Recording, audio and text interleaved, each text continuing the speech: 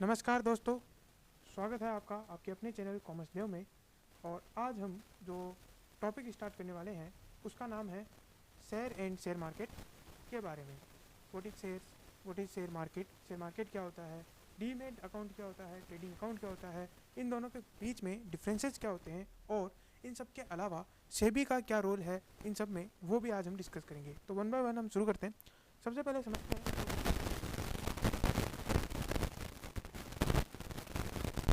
ठीक है, तो मान लीजिए कि आप एक कोई दुकान करते हैं, एक शॉप है आपकी, और उस शॉप में आप ही 100% ओनर है। ठीक है, 100% ओनरशिप आपके पास है। तो वहाँ पे होने वाला हर एक प्रॉफिट, हर एक उसकी जो एसेट्स है वो, और उसकी जो लाइबिलिटीज़ है वो सारी की सारी आपकी होगी। यानी जैसे हमने यहाँ कुछ फिगर्स लिखे हैं, सेल्स, एक्सपेंस और प्रॉफिट। तो ये जो 20,000 का प्रॉफिट हुआ है इस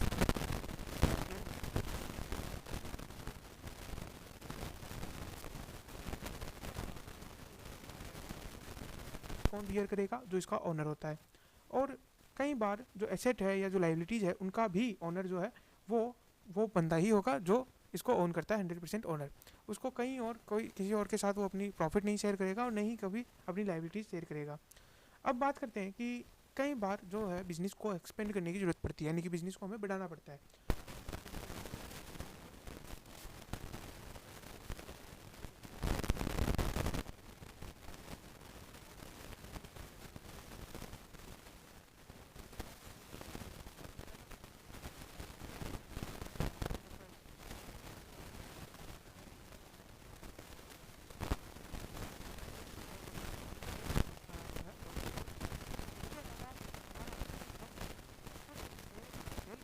और उसके बदले में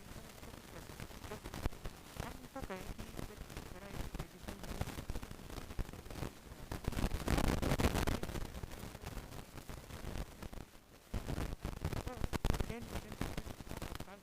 जो भी प्रॉफिट होगा 10% तुम्हारा, जो भी लॉस होगा वो 10% तुम्हारा।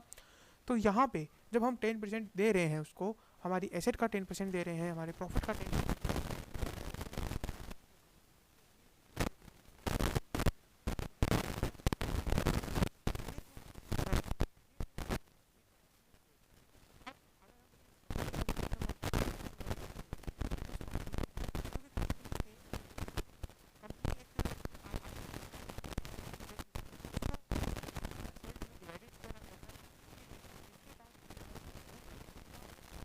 वो ही उतना ज़्यादा रहेगा। नो, अब हमें समझ में आता है कि सर शेयर क्या होते हैं। अब समझते हैं कि शेयर जो डीमेट अकाउंट है वो क्या होते हैं और शेयर्स को डीमेट अकाउंट में रखना क्यों ज़रूरी होता है। तो देखिए, सबसे पहले शेयर्स वगैरह के लिए जो रेगुलेशंस बनाए जाते हैं सेबी के द्वारा बनाए जाते हैं। सेबी ने ये कहा गया, रूल्स बनाए हुए हैं कि आपको जितने भी शेयर्स है वो डीमेट अकाउंट के रूप में ही रखने पड़ेंगे।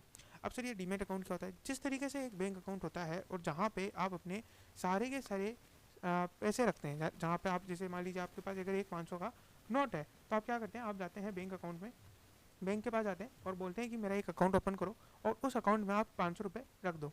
अब वो 500 रुपये क्या वो किसी एक सेपरेट लॉकर में रखते हैं? नहीं, वो आपका एक मतलब इलेक्ट्रॉनिक अकाउंट होता है। ठीक है, जहाँ पे आपके 500 रुपये दिखाई देते हैं।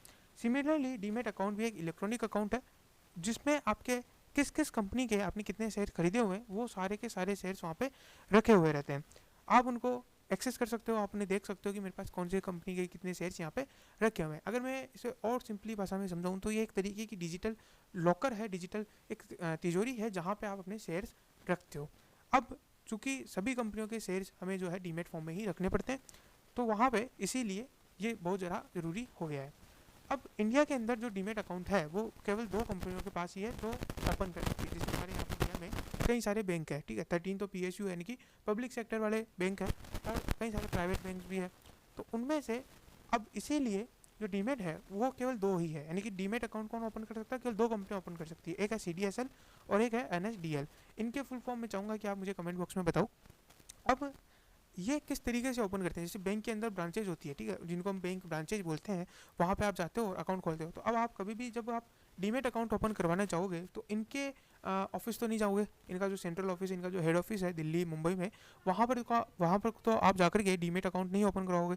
तो इसीलिए इन्होंने अपने पार्टिसिपेंट्स, यानी कि इनको बोला जाता है डिपॉजिटरी, और इनके पार्टिसिपेंट यानी डिपॉजिटरी पार्टिसिपेंट्स को बोला है कि आप हमारे बिहाफ पे हमारे लिए अकाउंट ओपन करवाओ। यानी कि आप क्या करोगे, आप डीपी यानी कि डिपॉजिटरी पार्टिसिपेंट के पास जाओगे, वहाँ पे जाकर के आप डीमेट अकाउंट ओपन करवाओगे, जिसके अपने एक सेपरेट चार्जेज है, अपने एक अलग पैसे वो लेते हैं, एनुअल मेंटेनेंस चार्जेज लेते हैं, जिस तरीके से आपके अकाउंट के लगते हैं एटीएम चार्जेस वगैरह, और इस तरीके से आप वहाँ पे अपने जितने भी शेयर्स वगैरह है वो रख लेते हो।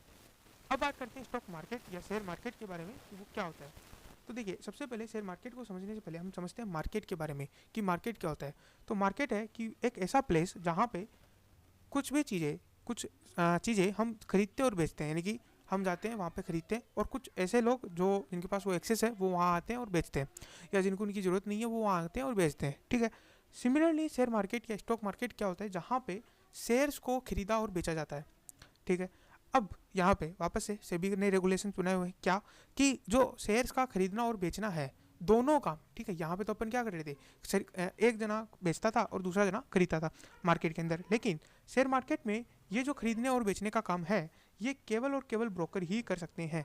किसी और पर्सन को ये अलाउ नहीं है कि वो यहाँ पे डायरेक्टली शेयर्स को खरीदे या बेचे। मतलब अगर आपको कभी कोई कंपनी का शेयर खरीदना है तो आपको एक ब्रोकर के पास जाना पड़ेगा, बोलना पड़ेगा कि मुझे ये कंपनी का शेयर खरीदना है, आपके बिहाफ पे वो शेयर मार्केट में ऑर्डर एग्जीक्यूट करेगा कि मुझे इतना शेयर खरीदना है, और वो अपना कुछ डिस्काउंट फीस या जो भी वो काटना है उसको कमीशन वगैरह वो लेगा, और बाकी पैसे वो आपको दे देगा, ठीक है, बाकी शेयर्स आपको दे देगा। तो ये इसी तरीके से सेल में भी वर्क करता है। तो यहाँ पे आपको समझ में आया होगा कि ब्रोकर क्या काम करते हैं शेयर मार्केट में, और ब्रोकर के पास अकाउंट खुलवाना क्यों ज़रूरी है। अब आगे बढ़ते हैं, और अब हमने कहा कि ब्रोकर के पास जो है वो आपके लिए खरीदने बेचने का काम करता है। नो, ब्रोकर के पास कई सारे लोग आते हैं जो कि इस तरीके का ट्रांजेक्शन करते हैं डेली बेसिस पे। अब उसके पास इतना मतलब इसको संभालने के लिए उसे क्या करना पड़ता है कि हर एक जो पर्सन होता है जो उसके पास आता है अपने शेयर्स को खरीदने और बेचने का, तो उसके लिए एक अकाउंट ओपन कर देता है अपने यहाँ पे, ठीक है, अपने बुक्स के अंदर एक अकाउंट ओपन कर देता है जिसमें वो उसके रिकॉर्ड्स लिखता है कि इस बंदे ने मेरे से कितने शेयर्स, मतलब मेरे पास कितना ऑर्डर एग्जीक्यूट करवाया सेल का, और कौन कौन से ऑर्डर एग्जीक्यूट करवाए परचेज के, कितना पैसा इसने मेरे को सेल के लिए दिया, कितना पैसा परचेज के लिए दिया। तो ये सारी चीज़ें, सारे रिकॉर्ड वो जहाँ रखता है वो होता है ट्रेडिंग अकाउंट। यानी कि ट्रेडिंग अकाउंट क्या हो गया, जहाँ पे ब्रोकर के पास ये अकाउंट खुलाया जाता है जिससे कि आप शेयर्स के अंदर लेन देन कर सकते हो। अब बात करते हैं कि कौन कौन सी कंपनियां जो है वो लिस्टेड होती है और कौन सी कंपनियां अनलिस्टेड होती है। तो अगर आप देखेंगे तो भारत में नियरली 10 लाख के करीब कंपनीज है, ठीक है, और ज़्यादा हो रही है, धीरे धीरे बढ़ रही है, लेकिन 10 लाख आप अप्रोक्स मान के चलो कि इतनी कंपनियां भारत में रजिस्टर्ड है।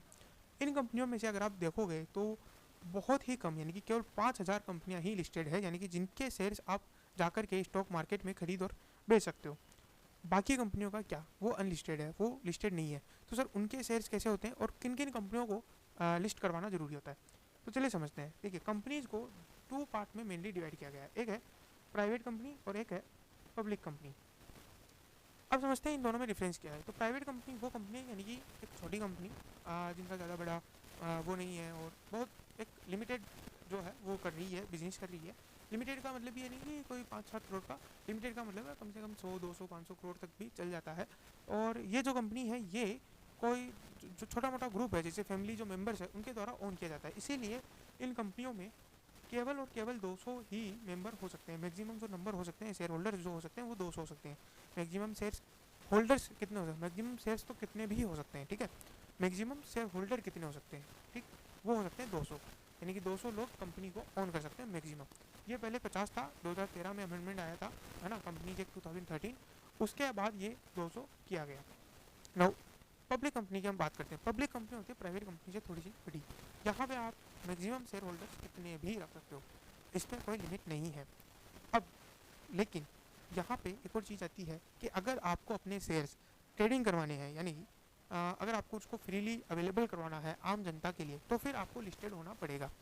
यानी कि प्राइवेट कंपनी को तो लिस्टेड होने के लिए कुछ बोला ही नहीं गया है कि आप लिस्टेड हो ही नहीं सकते। पब्लिक कंपनी शेयर होल्डर्स होते हैं तो उनके लिए लिस्टेड हो सकते हैं वो अगर चाहे तो, लेकिन लिस्टेड होने के लिए उनको कुछ रूल्स रेगुलेशंस पालन करने पड़ेंगे जो कि सेबी बनाता है।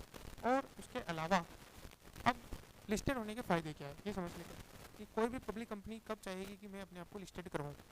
तो देखिए, जब भी पब्लिक कंपनी जाएगी मार्केट के अंदर और कहेगी कि मुझे लिस्टेड करवाना है, तो उसका फ़ायदा उसे क्या मिलने वाला है, इसका फ़ायदा उसे मिलेगा कि उसके जो शेयर होल्डर्स है उसके लिए आसान हो जाएगा अपने शेयर्स को खरीदना या बेचना। मतलब अगर मान लीजिए कि मेरे पास ऐसी कंपनी के शेयर हैं जो कि लिस्टेड नहीं है, तो ऐसे में अगर मुझे उस कंपनी का शेयर बेचना है तो मुझे पहले ये देखना पड़ेगा कि कौन कौन इसको लेने के लिए इच्छुक है और वो कितने प्राइस पे लेने वाला है। अगर शेयर मार्केट में लिस्टेड है तो मुझे काम करने की जरूरत नहीं है, मुझे पता होगा कि ये इसका प्राइस चल रहा है और मैं इस प्राइस पे शेयर बेच सकता हूँ। और वहाँ पर भी तो ये प्लेटफॉर्म जो है प्रोवाइड करवा जहाँ पे दो लोग आपस में एक दूसरे के साथ डीलिंग कर सकते हैं थ्रू द ब्रोकर। ठीक, यानी कि अगर मेरे को शेयर बेचना है, एक तो होता है कि मैं ऑल ओवर इंडिया शेयर बेचना है या खरीदना है, मैं जाकर के शेयर मार्केट में बोल दूँ कि मेरे को इतने प्राइस में शेयर बेचने की इच्छा है, कोई आता है इच्छुक आदमी है तो वो आए मेरे पास और ख़रीद ले। तो ये एक प्लेटफॉर्म की तरह हो गया। सिमिलरली अगर आपके अब आप समझ गए होंगे कि अगर आप लिस्टेड करवाते हो तो आपको क्या फ़ायदा मिलता है। अब हमने कई बार सेबी का नाम लिखा जो कि रूल्स वगैरह बनाता है, तो इनका रोल क्या है। आपने कई बार सेबी का नाम भी सुना होगा, कई बार सेबी पेनल्टीज़ भी कई बार लगाता है। तो समझते हैं कि इसका रोल क्या है। तो ठीक है, इसका रोल है रेगुलेशन और रूल्स बनाना रिगार्डिंग कंपनी, स्टॉक एक्सचेंज और ब्रोकर्स, यानी कि 3 चीज़ों को रेगुलेट करता है। कौन कौन? कंपनी, स्टॉक एक्सचेंज का होगा, स्टॉक मार्केट को ही इन्होंने बोला है स्टॉक एक्सचेंज यानी कि ठीक है, इसको बदलना। ठीक है, मार्केट में भी क्या होता है, लेन देन होता है, तो एक्सचेंज, स्टॉक एक्सचेंज होता है। तो अपने यहाँ पे 2 मेनली स्टॉक एक्सचेंज आपको नाम पता होगा, BSE एंड NSE। BSE का फुल फॉर्म हो गया बॉम्बे स्टॉक एक्सचेंज और NSE का फुल फॉर्म हो गया नेशनल स्टॉक एक्सचेंज। अब ये क्यों किया जाता है, यानी कि इनको रेगुलेट क्यों किया जाता है? इनको रेगुलेट किया जाता है to protect, to educate and to यहाँ पे एक और मैं वर्ड भूल गया हूँ अभी। तो ये किया जाता है टू इन्वेस्टर्स, यानी इन्वेस्टर्स को प्रोटेक्ट करने के लिए, इन्वेस्टर को एजुकेट करने के लिए और इन्वेस्टर को बताने के लिए, समझाने के लिए कि भाई आपके क्या राइट्स है। इन सब के लिए इन्वेस्टर के ऊपर पूरा फोकस रखते हुए ये इन चीज़ों को, यानी कि इन तीनों को रेगुलेट करते हैं। कौन कौन? कंपनीज, स्टॉक एक्सचेंज और ब्रोकर्स। आज का वीडियो हमारा इतना ही है। आई होप आपको ये वीडियो अच्छा लगा होगा। अगर आपको ये वीडियो अच्छा लगा और आपको कुछ नॉलेजेबल मिला है इससे, तो प्लीज़ मेरे चैनल को सब्सक्राइब करें और साथ ही साथ लाइक बटन को प्रेस करें और दोस्तों के साथ शेयर करें। Thank you very much once again. Good day, good bye.